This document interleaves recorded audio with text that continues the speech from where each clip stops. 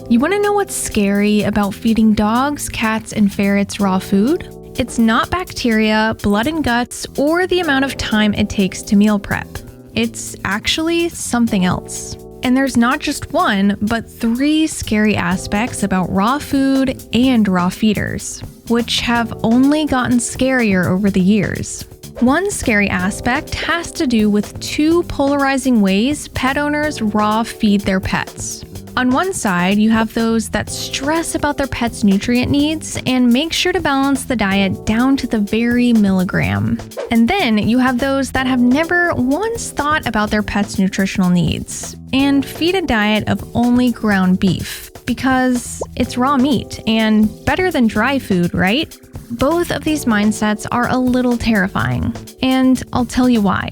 I used to be a perfectionist when it came to raw feeding my pets. I was obsessed with balancing every meal perfectly, and whenever I ran out of a certain food that provided a specific vitamin or mineral, I began to panic. I was terrified that within a few days, my pet would start showing signs of a nutrient deficiency, and I would have to hear my veterinarian tell me, "I told you homemade diets were dangerous." Now, in a way, this mindset can be a good thing, because it encourages owners to learn more about pet nutrition. But sometimes it can invoke so much fear that it forces owners to give up and switch back to a commercial diet. But should feeding a homemade diet cause this much fear? Most of us don't even know our own nutritional needs, but we make it through life pretty well by eating a diverse diet. In the wild, our pets' ancestors sometimes go days and even weeks without a meal, and still have the ability to raise their young, travel great distances, and make successful kills to continue carrying on.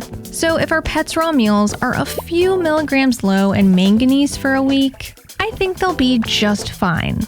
But then there's the other side, where the owner doesn't do any research on how to feed a raw diet and feeds a single ingredient their whole life. And I've seen the repercussions of this firsthand. One morning while working at the veterinary clinic, an owner came in to drop her dog off for boarding. I checked her dog in and asked a few questions, like if he was on any medications and what his diet was like. To my surprise, she told me he was on a homemade raw diet. I was thrilled. However, the joy quickly faded when she told me the actual ingredients: ground beef, eggshells, and green beans. That was his diet every single day. And a diet like this doesn't even cover half of the nutrients that dog needed. Honestly, feeding a commercial diet would have been better because at least it would have been providing more ingredients and nutrients to his body. A few years later, we got a call from his owner. The dog passed away. She never told us how, but I have my suspicions. 3 ingredients will never provide all the nutrients your pet needs to thrive, no matter how fresh they are. Variety is always key. Something else that's pretty scary about raw feeding is that it's not just pet owners that don't research how to formulate raw diets. Even pre-made raw food companies are guilty of this. Pet owners who are too afraid to make homemade meals rely on pre-made raw to balance the diet for them. But unfortunately, many companies make false claims about their food.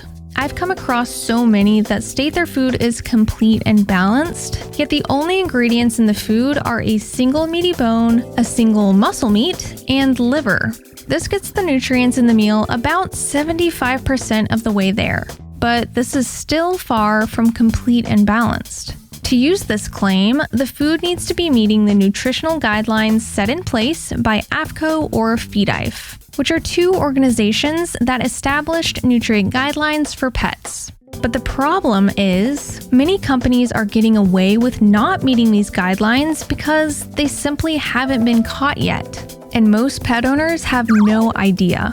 That's the scary part. Okay, I know I've been going back and forth a lot with balancing. I mentioned that not all nutrients need to be perfectly met every single day, but I also mentioned that providing all essential nutrients in the diet is important. So this is pretty confusing. And actually, this is something many raw feeders argue about, among many other things. Which brings me to the next scary aspect of raw feeding: the community. Us raw feeders are all we have. We're criticized by veterinarians and judged by others who think raw feeding is gross and dangerous. But instead of working together, I see a lot of judgment in many areas of the community, whether that be criticizing owners that feed half kibble, half raw, or bringing owners down for not balancing to the very milligram every day. This is scary. If we want to see the world of pet food change, we have to work together. The point of my channel is to build a strong community of positive and inspired raw feeders. So if you'd like to become a confident raw feeder and help change the world of pet food, you can begin learning through my videos as well as my free cheat sheet, which provides you with all of the information you need to get started. You can download your cheat sheet in the link below.